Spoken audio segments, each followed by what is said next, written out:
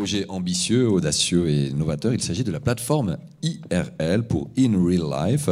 Alors pour lever le voile sur ce véritable laboratoire, je passe la parole à Voyelle Acker, qui est directrice adjointe des nouvelles écritures et du transmédia de France Télévisions, et Gwenaëlle Signaté, qui est responsable de cette plateforme, donc IRL. À vous, mesdames. Alors, bien le bonjour. Ce rendez-vous est maintenant une petite habitude. Chaque année au Web Programme Festival, on vient vous présenter quelque chose. On essaye de se renouveler chaque année pour pas être ennuyeux.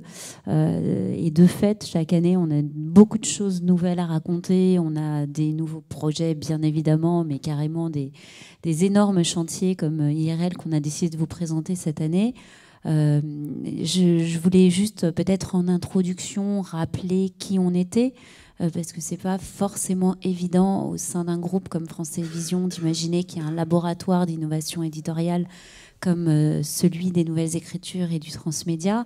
Et puis voilà, je voulais aussi juste faire un petit clin d'œil et dire qu'on était toujours très heureux de voir qu'il y avait aussi des très très belles initiatives en région.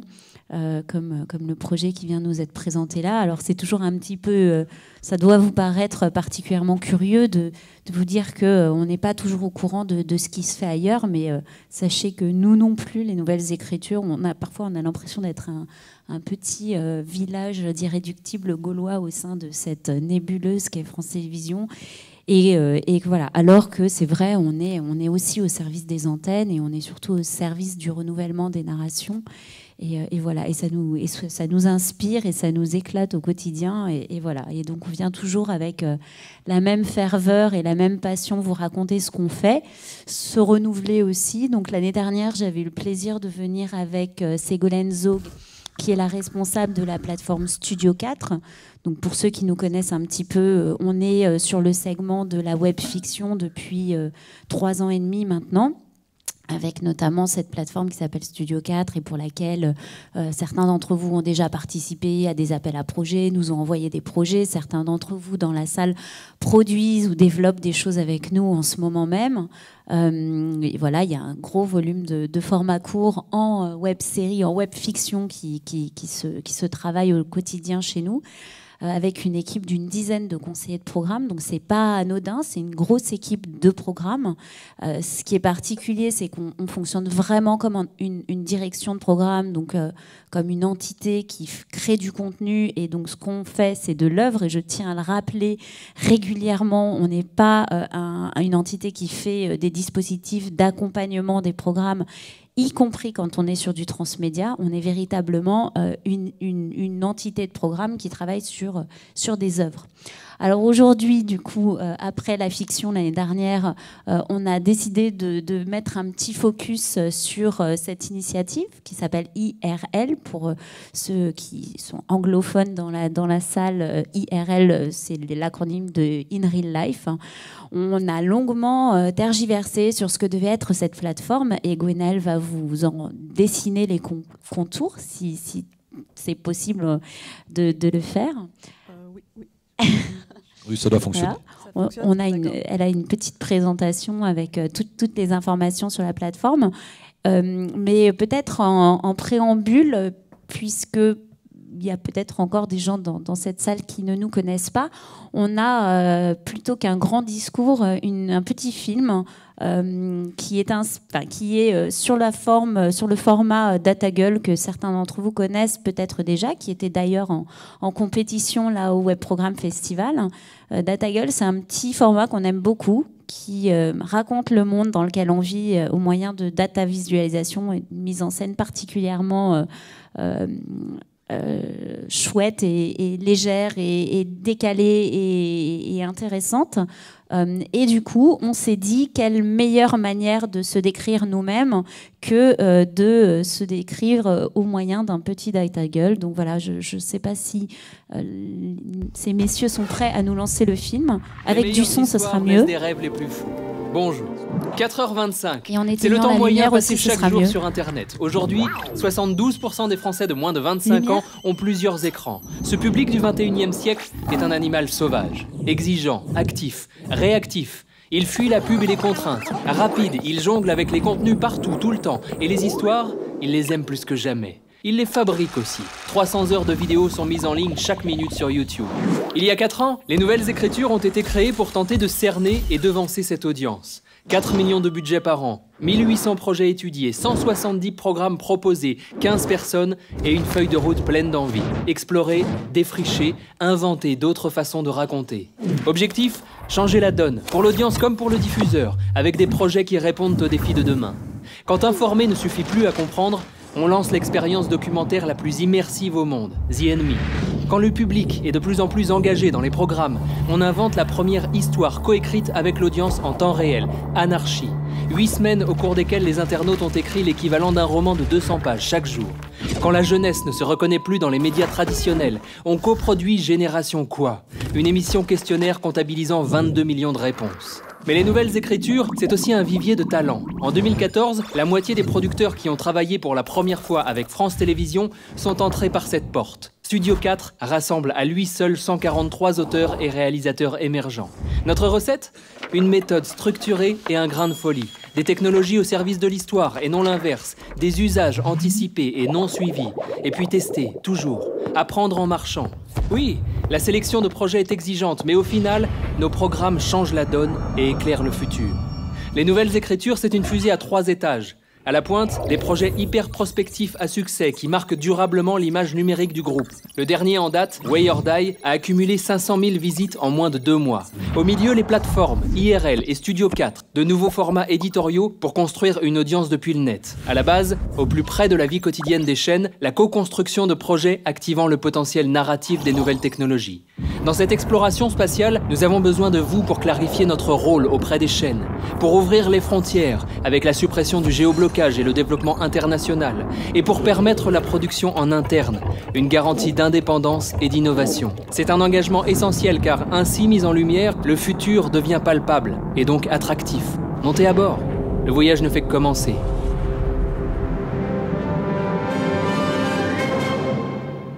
C'est 3 minutes 30 pour résumer un long discours que j'aurais pu vous faire et vous seriez tous endormis. Voilà, vous avez compris les maîtres mots, c'est vraiment la création, l'innovation, le renouvellement des narrations. Et là-dedans, il y a effectivement, j'entendais la question d'un des spectateurs, pardon, c'est un petit lapsus de la salle, qui disait oui, et la vidéo courte, oui, évidemment, c'est un gros segment et c'est une grosse partie de notre activité. Et la vidéo courte, qu'on a d'abord travaillé sur le segment, sur le domaine, le genre de la fiction, on s'est dit, ben voilà, il y a aussi plein d'autres genres dans lesquels il faut travailler ce format court. Et c'est la raison de la création d'IRL qu'on a lancé d'abord de façon assez confidentielle au Sunnyside l'année dernière, et puis pour le grand public à l'automne.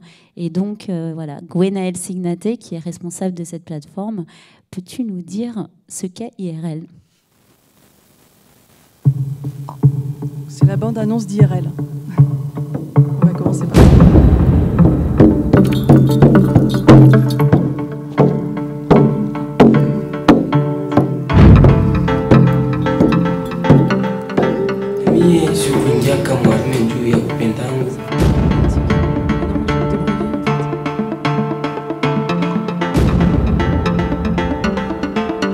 Justice has to be available to everybody.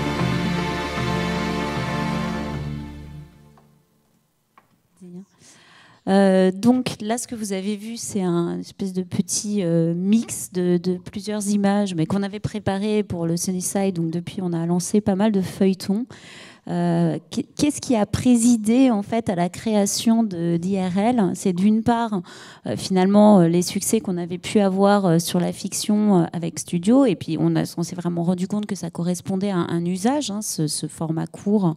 Alors d'abord sur le genre de la fiction, et puis on avait déjà en fait quelques expériences d'un côté avec les antennes. On avait notamment travaillé avec France 2 sur le concours de format court infracourt. Pour certains d'entre vous, peut-être, ont déjà participé à l'une des 3 dernières sessions d'infracourt. On est actuellement dans la quatrième édition d'infracourt. Et l'idée, c'est de proposer des documentaires courts en 3 minutes 15 sur des thématiques qui sont imposées, mais souvent assez larges. Ça, c'était la première initiative. On a ensuite travaillé avec France 3 sur un dispositif un peu similaire qui s'appelle Filme ton quartier. Là, pour le coup, vous aurez compris, autour de la thématique des quartiers.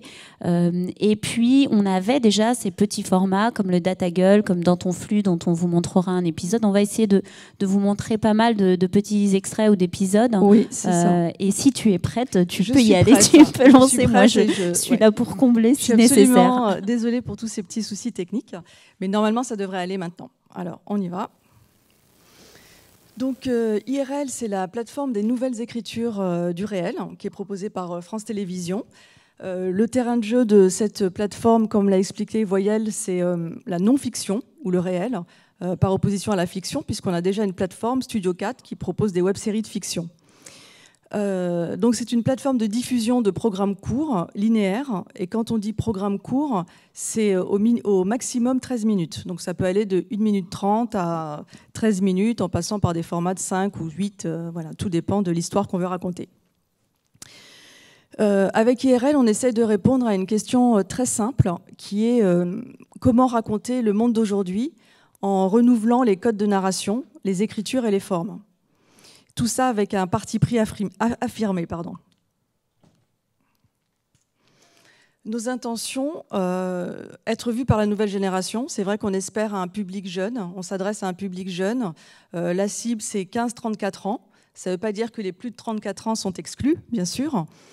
La deuxième intention, c'est bien sûr de repérer de nouveaux talents. Là, on est vraiment dans l'ADN de la direction des nouvelles écritures, des nouveaux talents, de nouveaux auteurs, de nouveaux producteurs et aussi de nouvelles formes. Et tout cela dans l'idée, bien sûr, d'inspirer les antennes de France Télévisions. Et on a déjà commencé à le faire et ça va continuer. Ils peuvent tout à fait, les chaînes peuvent tout à fait, si elles le souhaitent, tester des formats sur la plateforme. Voilà, essayer en quelque sorte des auteurs, les lancer sur des formats courts avant de commencer le long. Alors la ligne éditoriale, on recherche des contenus rares, francs, des contenus qu'on ne voit jamais à la télévision, ou alors des thèmes qui ne sont jamais abordés de cette manière à la télévision. On essaie vraiment de s'affranchir des formats télévisuels aussi, on va en parler un petit peu plus tard. On recherche des histoires fortes, originales, singulières, curieuses, en lien avec le réel. Ce qui nous intéresse particulièrement, c'est la société, l'humain, avec tous les paradoxes de l'humain aujourd'hui. On est vraiment ancré dans le présent, c'est-à-dire que le présent et le futur, on n'est pas du tout tourné vers le passé, on ne recherche pas de sujets historiques, on ne cherche pas à couvrir des thèmes encyclopédiques ou patrimoniaux. Des programmes qui s'affranchissent des formats et des formes, c'est un point important aussi. On a vraiment envie de donner une carte blanche aux auteurs pour qu'ils puissent inventer finalement de nouvelles formes d'écriture du réel. Et pourquoi pas mixer les genres, documentaire, écriture journalistique, animation. Pas de contrainte éditoriale. Voilà, il faut juste que la forme ait du sens, bien sûr. Donc sur IRL, on a un petit côté touche à tout qu'on assume.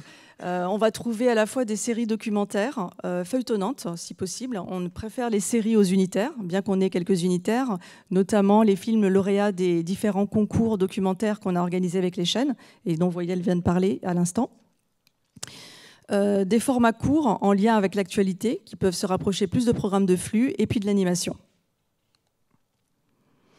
Donc ça, c'est un peu nos valeurs qui résument notre ligne éditoriale. C'est une pyramide de valeurs. On peut la lire dans n'importe quel sens. Donc, sur un socle qui est le parti pris affirmé, le regard d'auteur fort, du sens, de l'audace, de la fraîcheur et une liberté de ton.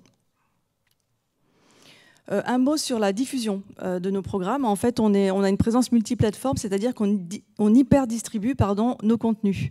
On a bien sûr une plateforme IRL qui est dans l'écosystème de France Télévisions, sous méta-navigation France Télévisions. Et à côté de ça, bien sûr, IRL est disponible sur YouTube ou sur Dailymotion. Tout ça en accord avec les usages des internautes. On est également présent sur Facebook et Twitter. Donc si vous ne nous suivez pas encore, c'est @IRL-Stories. Donc déjà en ligne, on a plus de 300 vidéos. Donc comme le disait Voyelle, la IRL a été lancée en version bêta en juin dernier et officiellement en novembre. Donc ça fait un peu plus de 4 mois. Donc on a plus de 300 vidéos qui sont réparties en 17 programmes ou séries ou collections. Donc j'avais prévu de parler de DataGull, mais on l'a déjà fait, donc je ne vais pas vous montrer un autre DataGull, j'imagine que vous connaissez. En tout cas, si vous ne connaissez pas, il y en a plus de 56 en ligne sur IRL, donc vous êtes chanceux, vous allez pouvoir les découvrir. Je voulais juste vous dire qu'on allait faire évoluer le format DataGull, qui existe depuis 21 mois, je crois. Et on a décidé de le faire un petit peu évoluer, en accord avec l'équipe, bien sûr, de le faire évoluer vers un format plus long, plus riche, pour plusieurs raisons. Parce qu'on s'est rendu compte que certains sujets étaient difficiles à synthétiser en 3 minutes. Et puis on avait aussi envie de ne pas s'arrêter juste à une mécanique de dénonciation. On voulait aussi proposer des pistes de réflexion. Donc c'est ce qui sera fait dans le prochain format, qui sera un petit peu plus long, qui fera 10 minutes, et dans lequel on retrouvera des interviews augmentées, des reportages augmentés avec du motion design. Normalement, en avril, sur IRL, le nouveau format. Dans ton flux, je ne sais pas si vous connaissez, c'est un programme court qu'on diffuse sur IRL. Donc il y en a un jeudi sur 2, plus exactement. C'est un petit programme sur l'actualité qui est proposé par Claire Fégreux, qui est une youtubeuse. Un petit programme sur l'actualité sous le signe de la sérendipité, puisqu'en fait, c'est un petit peu ce qui nous est proposé, c'est de suivre les pérégrinations de Claire sur Internet, ce qui nous renvoie un petit peu à un miroir de nos propres comportements sur Internet, où on peut croiser le meilleur comme le pire et passer de l'un à l'autre très facilement, d'une actualité chaude à quelque chose de beaucoup plus futile. Donc ce que je vous propose, c'est de regarder...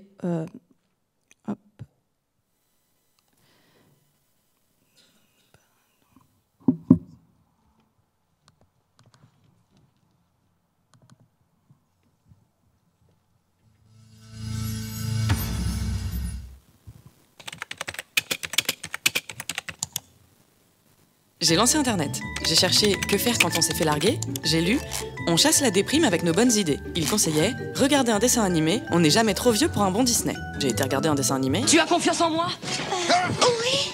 Alors saute. Je l'ai posté sur Facebook. Aladdin, c'est quand même tranquillement l'histoire d'un mec qui oblige une inconnue à sauter par la fenêtre. Et sur Facebook, j'ai vu « Qui peut prendre 1 minute pour écrire « Jésus, je t'aime » Je l'ai tenté, j'ai lancé le chrono. J'ai écrit « Jésus, je t'aime », ça m'a pris que 4 secondes. J'ai cherché quoi faire des 56 secondes que j'avais gagnées. Je suis tombée sur « Mon premier score, c'était 56 secondes. Êtes-vous capable de vous garer en moins d'1 minute ?» J'ai essayé.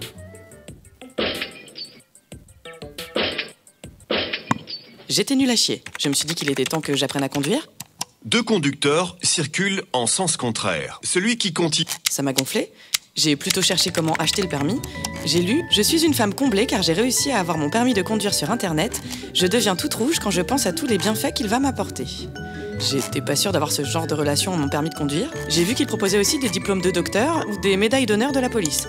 J'ai carrément demandé « J'aurais besoin d'une légion d'honneur, est-ce que c'est possible ?»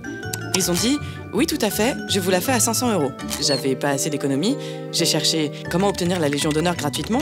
J'ai lu « Elle est remise pour récompenser les citoyens les plus méritants dans tous les domaines d'activité. » J'ai cherché un truc qui mérite la Légion d'honneur. Je suis tombée sur « La remise de la Légion d'honneur française au prince héritier d'Arabie Saoudite la semaine dernière a été faite à sa demande. » J'ai regardé ce que l'Arabie Saoudite faisait de méritant. J'ai vu... Il s'appelle Ali Al-Munir, il a 22 ans. Il a été arrêté à l'âge de 17 ans par les autorités saoudiennes pour avoir participé à des manifestations contre le régime saoudien. Et aujourd'hui, eh bien, il risque la décapitation et, comme si cela ne suffisait pas, la crucifixion jusqu'à la décomposition de son corps. Je me suis dit que le régime saoudien était hyper méritant. Il disait aussi l'appel à candidature de 7 bourreaux il y a quelques mois, puisque l'Arabie Saoudite manquait de main-d'œuvre. J'ai lu aucune qualification particulière ni expérience préalable ne sont requises. Ça m'intéressait pas mal. J'ai demandé à l'Élysée bonjour, je peux vous envoyer un CV pour l'Arabie Saoudite? Et PS, est-ce qu'il faut le permis? Je suis retournée regarder Aladdin contre la déprime. Quelle sentence? La mort. Par décapitation. Non. Mais ça marchait pas trop, donc j'ai quitté Internet.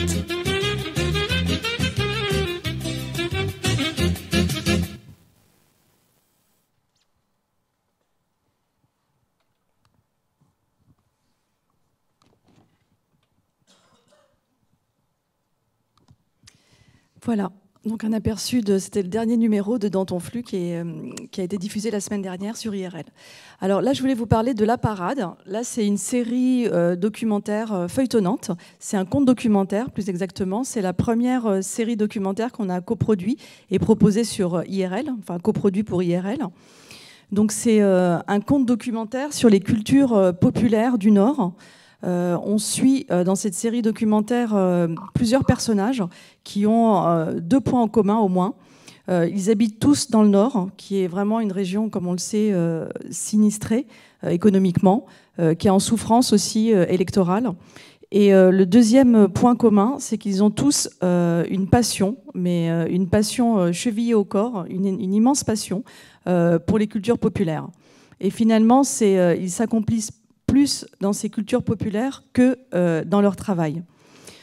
C'est une série qui est proposée, j'ai oublié de le dire, c'est important, par les films du Bilboquet. Et les auteurs sont Mehdi Aoudig et Samuel Bollendorf. Ce que je vous propose, c'est de regarder juste le début du premier épisode.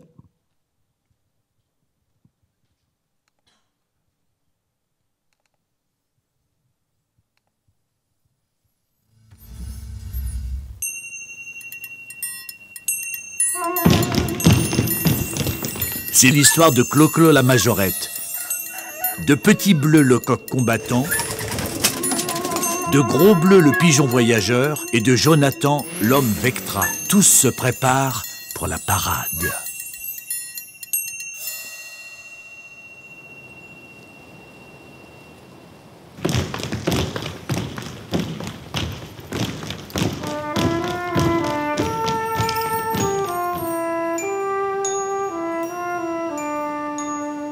Je me suis mariée à 18 ans, j'ai eu mon premier enfant à 18 ans, il est né en 18, j'ai habité au 118, on a acheté une maison au numéro 18, je me suis mariée dans une Renault 18, et mon numéro de body de Majorette est numéro 18.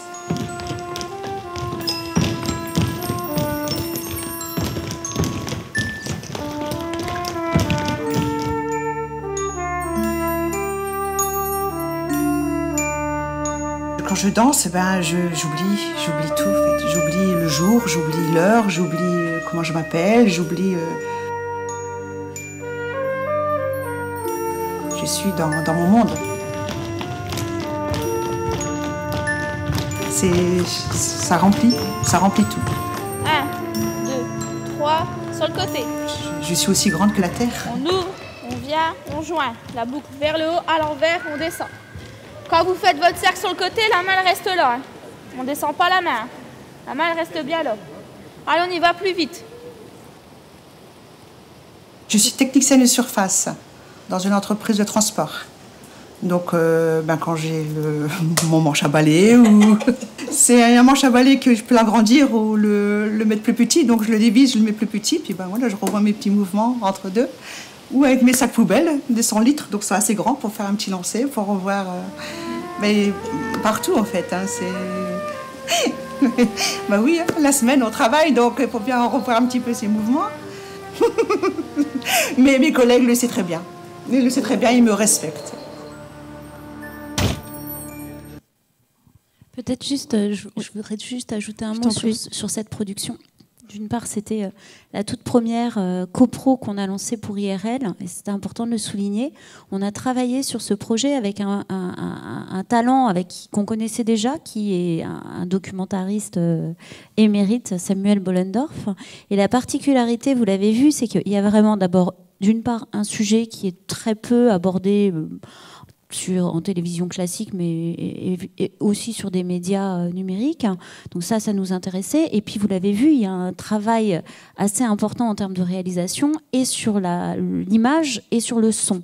Le son étant la particularité et la spécialité de Mehdi Aoudig, avec qui Samuel a travaillé. Et avec Samuel, on avait commis, entre guillemets, un web documentaire qui s'appelait Le Grand Incendie, qui était une très belle œuvre sur les immolations en France. Et je tiens à souligner aussi que dans les activités des Nouvelles Écritures, il y a aussi, et dans les missions des Nouvelles Écritures, il y a aussi celle qui est de faire travailler la jeune création. Après, c'est pas une question d'âge, on le sait tous, mais c'est aussi une question de savoir explorer de nouvelles frontières, explorer de nouvelles façons de raconter des histoires. Et voilà, il nous a semblé très intéressant dans cette association de proposer quelque chose qui est véritablement différent de ce qu'on a l'habitude de voir, et sur le fond et sur la forme. Donc je vous engage, parce que là c'est un petit peu aride de commencer juste comme ça sur une première séquence assez lente en plus.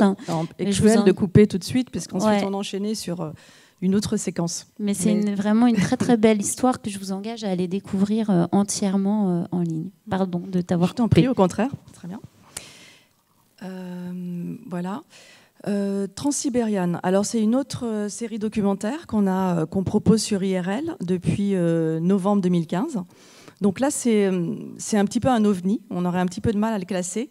C'est un défi que s'est lancé le compositeur français Tilassine, qui est un musicien dans l'électro, qui a décidé de se lancer dans une expérience très particulière. Il a souhaité composer en fait un album pendant le temps d'un voyage en transsibérien. Donc, c'est-à-dire de Moscou à Vladivostok. Pardon. Voilà. Donc, et il en est revenu avec un album et une série documentaire. Il était accompagné de David Siborski. Voilà. On lui a vraiment donné une carte blanche du coup. Et puis, il est parti et il est revenu. Je vais vous montrer un petit teaser.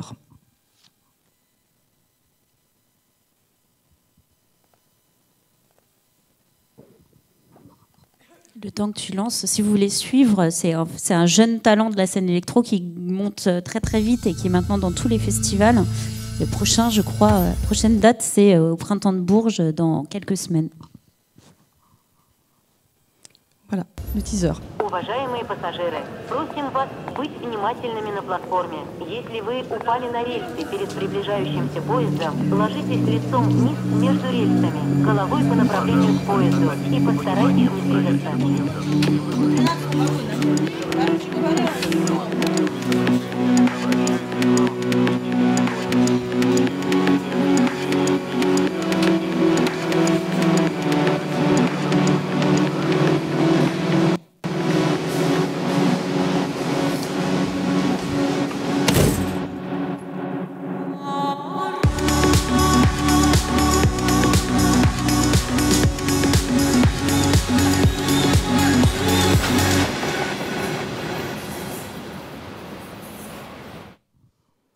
Voilà, c'est un teaser, mais ça vous donne un aperçu un petit peu de l'ambiance et de l'atmosphère.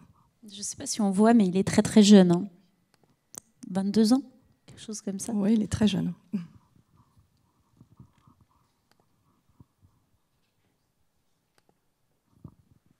Bon, je comble. Hein. Et la prod, c'est Eden Doc. Absolument, oui, je vais de le dire. Voilà. Tu as bien fait de préciser. La bande du skatepark, une autre série documentaire, feuilletonnante, toujours. Donc là, c'est l'histoire de jeunes garçons qui ont entre 12, 13, 14 ans pour les plus âgés. Ils vivent dans un village qui est pas très loin d'une ville, pas très loin de la mer, en Bretagne. Ils s'ennuient beaucoup et leur passion, justement, pour rompre un petit peu avec cet ennui, c'est de skater, faire du skate. Donc la documentariste Marion Gervais, qui avait déjà fait qui a fait le documentaire Anaïs s'en va en guerre, je ne sais pas si vous l'aviez vu, connaît ses enfants depuis qu'ils sont tout jeunes, elle les suit. Et voilà, donc dans cette série documentaire, les enfants ont un enjeu commun, c'est de participer à une grande compétition internationale de skate à Barcelone. Ils ont chacun aussi des enjeux personnels. Et voilà, le bout du bout, c'est vraiment de pouvoir participer à cette compétition. Je vais vous montrer un petit teaser aussi.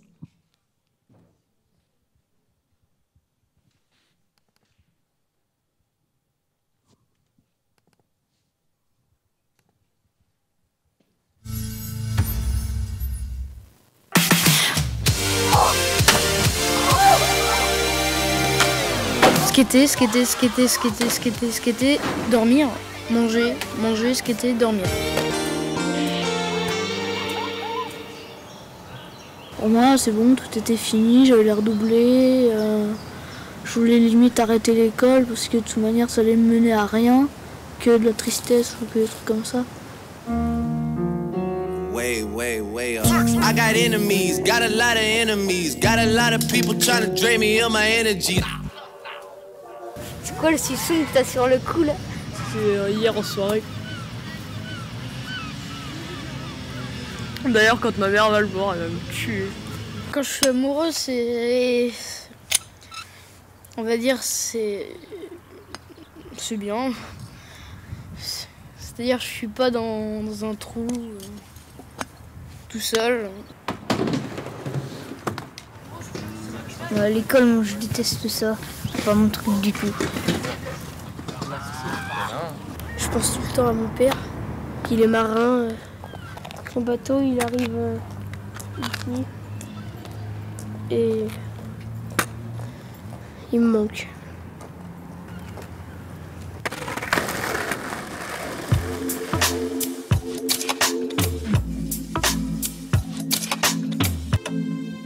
Me faire reconnaître officiellement par mon père, c'est d'avoir le papier, mais c'est juste un papier.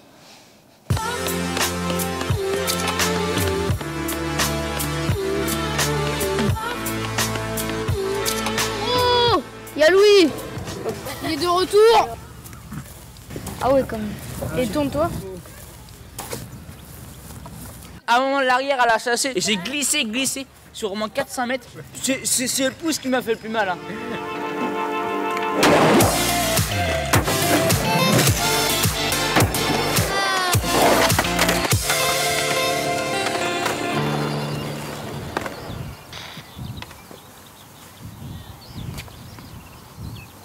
Voilà. Marion Gervais, on la connaissait puisqu'elle avait fait un documentaire pour France 4 qui s'appelle Anaïs s'en va en guerre sur la difficulté d'une jeune agricultrice en Bretagne aussi. Oui, absolument. Et la société de production, je ne l'ai pas précisé, c'est Quark Productions. Et l'idée, vous l'avez vu, c'était vraiment de montrer un petit peu ce point de bascule où les enfants passent donc de l'âge d'enfant à l'adolescence. Rickshaw War, la dernière série documentaire que je vais vous présenter. Donc là, c'est complètement différent. C'est une immersion dans la communauté des vélotaxis parisiens. Il faut savoir qu'il y a près de 200 conducteurs originaires des 4 coins du monde, d'ailleurs. Donc une communauté très cosmopolite qui conduit donc des vélotaxis et qui vit plus ou moins dans l'illégalité, dans une sorte d'underground et de monde parallèle assez étrange. Donc c'est une série documentaire qui est coproduite avec Camera One Productions, France Télévisions Nouvelles Écritures et Camera One Télévision, pardon.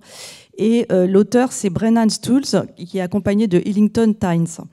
Et Brennan Stools était lui-même chauffeur de taxi et c'est lui qui sert un petit peu de fil conducteur dans cette série documentaire.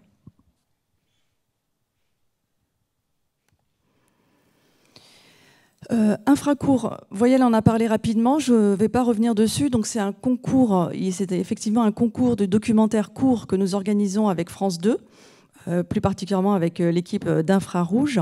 Et sur IRL, nous proposons donc les films lauréats de toutes les éditions qui ont déjà eu lieu. Juste une petite information, ce soir il y a une nuit spéciale Infracourt sur France 2 à partir de minuit. Où vous allez pouvoir revoir, si vous ne les avez pas vus, tous les films lauréats justement des précédentes éditions d'Infracourt.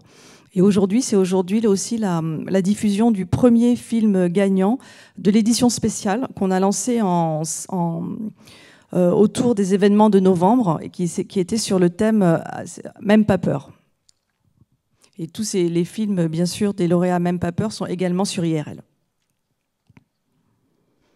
Et peut-être on peut donner le thème de l'édition en cours. Tout parce à que fait. hashtag même pas peur, c'était, vous l'aurez compris, une édition spéciale en fait. C'était une 3 bis et la 4 était déjà en cours, mais on a senti qu'il fallait réagir par rapport aux événements de novembre et donc on a décidé ce hashtag même pas peur, mais qui était du coup une édition beaucoup plus courte, dont les films seront diffusés à partir de ce soir. Mais en ce moment, la thématique est... Sauf votre respect, c'est la 4e édition et c'est jusqu'au 20 juin pour participer. Filme ton quartier, donc c'est l'autre concours de documentaire court, cette fois-ci avec France 3. Là, c'est la 2e édition qui est en cours, qui va commencer plus exactement le 7 avril. Donc le thème, c'est toujours Filme ton quartier et le jury cette année sera présidé par Abdal Malik. Un dernier programme court qui est en ligne, qui s'appelle les Chroniques écologiques du professeur Feuillage. Je voulais vous le présenter, je l'ai mis dans la sélection parce qu'il est quand même très particulier. Déjà, là, c'est un programme court humoristique qui parle d'écologie. Donc c'est de la vulgarisation, il y a beaucoup d'humour, parfois pas toujours de bon goût. C'est un duo qui porte ce programme court qui est constitué donc de professeur Feuillage, qui est un professeur assez loufoque, un peu vintage, et son assistante qui est très très très affriolante. Donc c'est une manière de parler d'écologie de manière complètement déjantée, sexy aussi. Le mieux, c'est de vous montrer un petit peu.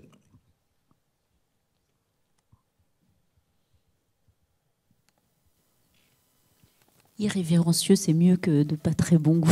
Non, mais j'insiste. Impertinent. C'est un peu trash. C'est pas pour les enfants.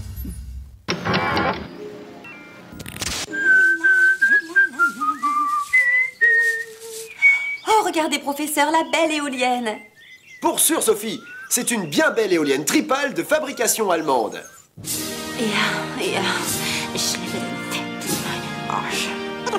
Je ne comprends pas, professeur. Le vent, c'est propre et gratuit. Pourquoi on met pas des éoliennes partout si c'est tellement génial? Ah, ça, c'est une excellente question, Sophie. Tenez, ce sera même la thématique du jour. Un sujet dans le vent.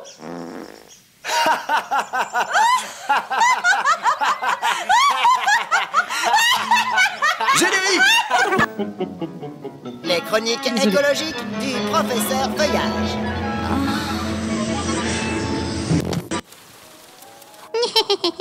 Salut mes petits chasseurs-cueilleurs. Rappelons brièvement ce qu'est l'énergie éolienne. Le vent est formé par les déplacements de masses d'air en fonction de leur température. Au fil du temps, l'homme a su tirer parti de cette énergie gratos pour se déplacer,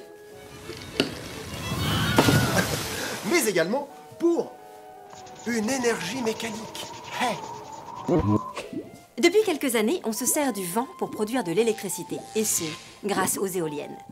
Si vous n'avez jamais vu d'éolienne, c'est que vous êtes resté keblo dans les 80s à sussauter des raiders devant le Minitel. Une éolienne, voilà à quoi ça ressemble. Wouh! Pour la faire simple, le vent fait tourner une hélice composée de 3 pales. Le mouvement est transmis à la nacelle par un arbre mécanique qui fait tourner le rotor dans l'alternateur, une sorte de grosse dynamo. Ensuite, le courant électrique descend le long de l'éolienne. Sa tension est élevée par un transformateur. Le courant électrique peut rejoindre le réseau national. En France, 5500 éoliennes produisent 17,5 TWh, soit 3,7% des 500 TWh que nous consommons au total. En 2015, la puissance installée a dépassé le chiffre symbolique de 10 000 MW. Et si tu ne te souviens pas la différence entre un watt et un wattheure, eh bien retourne au lycée. Mais si ton prof de chimie te demande de le suivre dans la réserve, n'y va pas, c'est un piège. Il va te mettre des tubes à essai dans le... Voilà. Chapitre 1, les éoliennes, c'est de la... Non, c'était juste pour vous donner un petit aperçu. Voilà.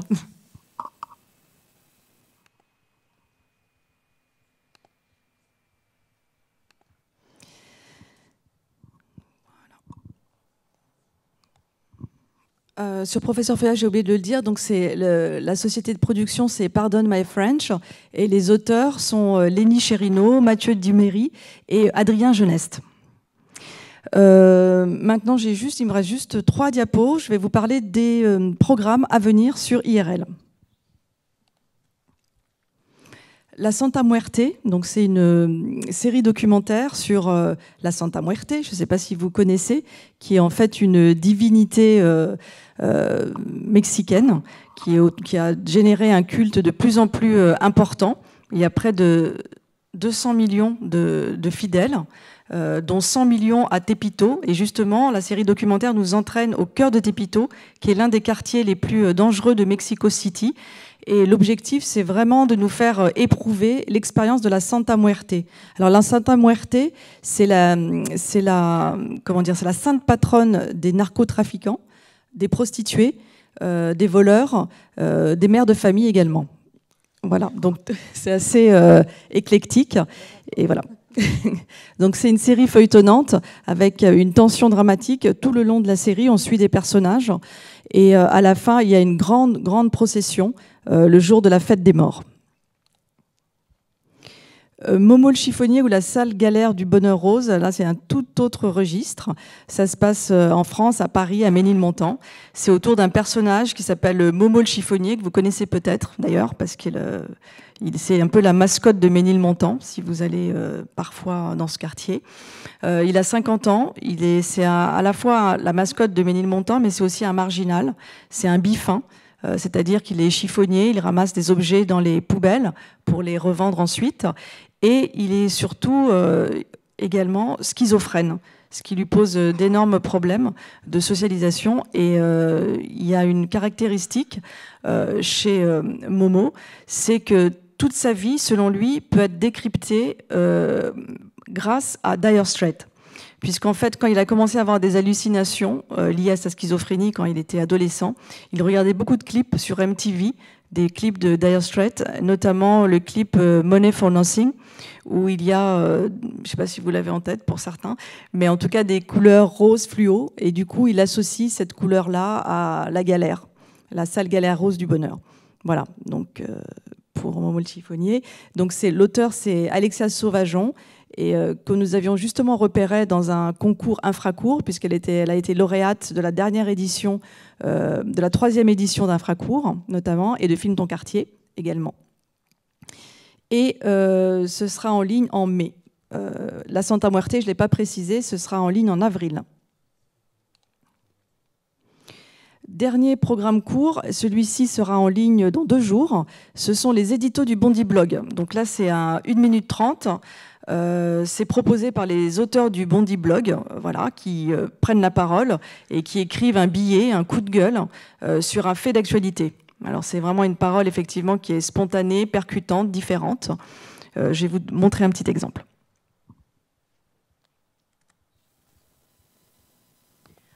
Peut-être pour la petite histoire, en fait, les éditos du Bondi Blog, c'est déjà un module existant au sein du Bondi Blog Café, qui est une émission récurrente sur France O. Et il est vrai que c'est à la faveur de discussions avec Olivier Daube, qui est le responsable de ces programmes chez France O, que nous avons décidé de coproduire avec Zadig Productions, qui est le producteur de l'émission, plus d'éditos du Bondi Blog, puisque le petit format nous intéressait et que mais que nous, il nous fallait un peu plus de volume et une récurrence un peu plus importante, puisque sur IRL, on est grosso modo sur les formats récurrents à un épisode semaine ou un épisode tous les 15 jours. Oui, toutes les semaines ou tous les 15 jours, c'est le rythme. Donc c'est vraiment une coproduction avec les équipes de France O, les équipes de Zadig et puis les blogueurs du Bondi Blog. Et puis voilà, vous savez que nous, on adore l'animation et ça nous semblait être une forme intéressante sur des sujets qui rentraient pile poil dans notre ligne éditoriale IRL. Absolument. Je voulais juste préciser que les éditos qui ont déjà été produits pour le Bondi Blog sont proposés par Mehdi et Badrou, que vous connaissez peut-être. Et ceux que nous proposons sur IRL sont rédigés en fait par d'autres auteurs du Bondi Blog, mais un petit peu moins connus, plus jeunes. Voilà, c'est aussi le moyen de les faire exister et de leur donner un endroit où prendre la parole. Ça me permet de dire un truc, vous l'avez vu quand même dans les différents sujets qu'on aborde, on aime bien parler des invisibles. On a évoqué les rickshaws parisiens, on évoque les bifins, les ados, alors c'est pas les ados qui skatent sur la place de la République, mais on est en Bretagne. À la campagne. Voilà. je rebondis sur cette histoire d'Invisible parce que c'est vrai que aller travailler avec le Bondi Blog, ça nous intéresse énormément. Travailler aussi avec Mehdi Badrou, ça nous intéresse énormément. C'est marrant parce qu'on avait eu cette discussion au moment où il faisait la couverture de Télérama et on s'est dit, mais c'est vrai aussi, d'abord ils étaient très occupés pour faire beaucoup plus d'éditos du Bondi Blog, mais on s'est dit qu'il y avait aussi plein d'autres jeunes blogueurs un peu moins connus derrière et ça, voilà, ça répondait aussi à notre démarche qui est d'aller chercher à la fois des histoires qu'on n'entend pas tous les jours, mais aussi de jeunes auteurs, de jeunes pousses, de jeunes talents qu'on ne voit pas sur tous les médias. Et ça nous semblait très important et dans notre mission de service public. Alors le teaser.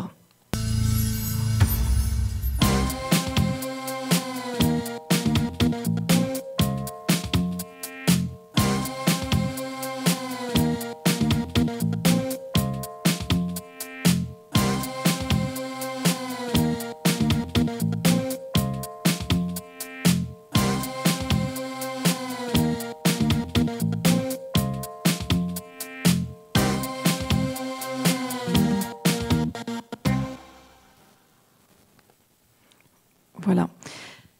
Donc le premier sera mis en ligne. Alors, on va en mettre 2 en ligne dès jeudi sur le thème de l'état d'urgence. Et le premier, c'est la déchéance de nationalité.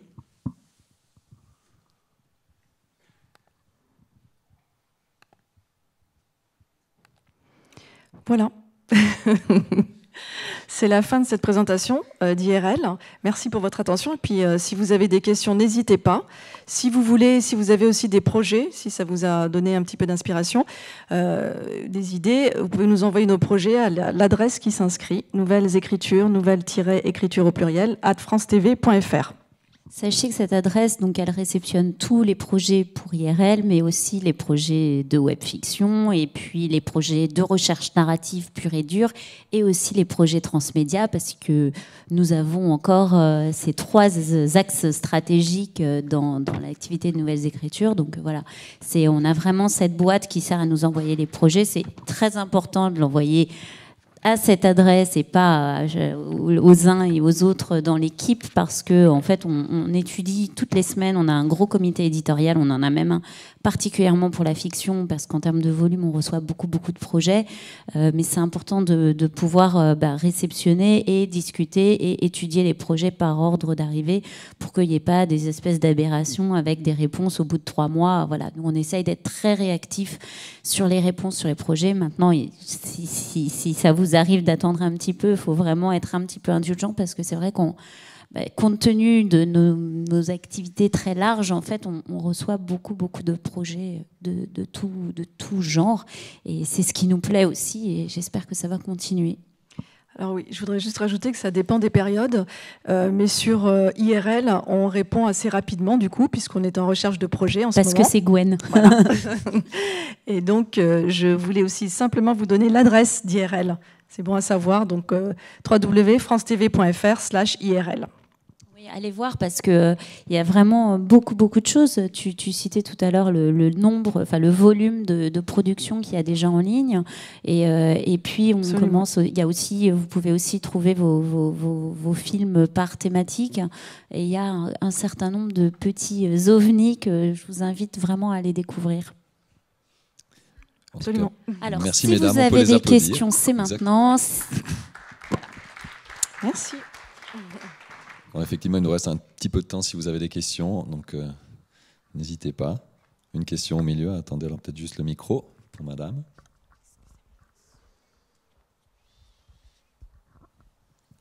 Oui, bonjour. Bonjour. C'est tout à fait passionnant, la diversité des formes et des thèmes que vous présentez, puisque c'est toujours des formats courts, entre 8-10 épisodes de 1 à 3 minutes, et dans votre autre format jusqu'à 13 minutes, j'ai bien noté. Vous offrez quoi comme budget de coproduction ? Ah, on arrive au chiffre, oui, c'est pour toi. Je me disais, on n'a pas encore eu... J'ai pas évoqué, mais bien évidemment, on est totalement transparent sur les financements de ces objets. c'est plus délicat de donner des chiffres sur la recherche narrative ou sur des projets totalement ovniesques et pour lesquels on n'a pas beaucoup de références.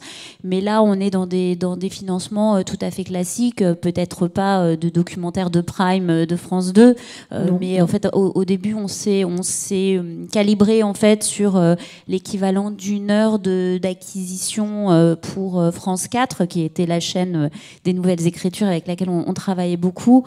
Donc on est grosso modo, alors après évidemment ça va dépendre de votre projet, ça va dépendre de plein de choses, mais on est grosso modo sur un ordre de grandeur de 40 000 € pour une petite heure de programme, parce qu'il faut mettre le truc bout à bout pour voir le volume entier.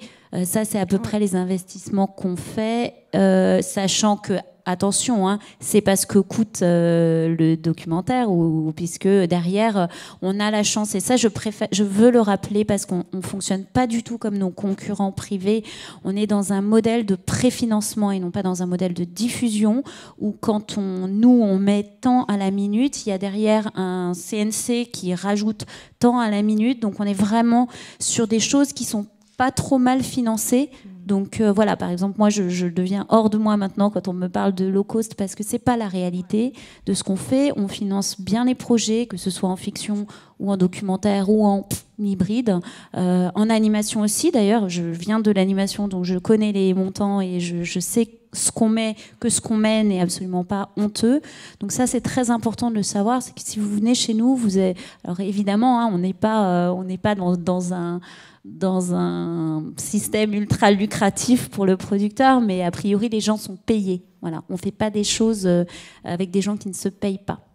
Oui, merci, parce que effectivement, quand je vois qu'il y a toujours un petit peu d'animation, un peu de travail graphique, un peu d'effets spéciaux, plus des tournages qui ne sont pas nécessairement dans la région parisienne, donc forcément, ça a un coût, et donc c'était pour ça que je vous posais la question. Tout à fait, on prend tout ça en considération. On a la chance de travailler dans un gros groupe comme France Télévisions qui a quand même une expertise au niveau évaluation des devis, donc on a une administratrice de productrice qui fait très bien son boulot, et on étudie tous les devis en fonction du concept, et voilà. Après, c'est vrai que sur le documentaire, on a moins on va dire d'amplitude qu'on peut avoir sur la fiction, parce qu'évidemment la fiction, qu'on ait un comédien ou 10 comédiens, et puis un nombre en fonction du nombre de décors et du concept, voilà.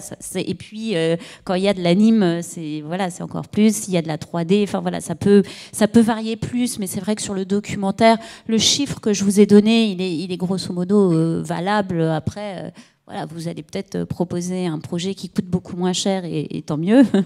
mais voilà, on discute et on regarde vraiment attentivement tous les devis et les plans de financement, parce que ça nous tient à cœur que les choses soient vraiment bien financées, et que derrière, on ne se retrouve pas avec un gap de financement qui doit être comblé d'une manière ou d'une autre, soit par une dévalorisation en termes de qualité du programme, soit par un comblement du diffuseur, ce qui n'est pas la logique du truc, quoi. Ok, merci.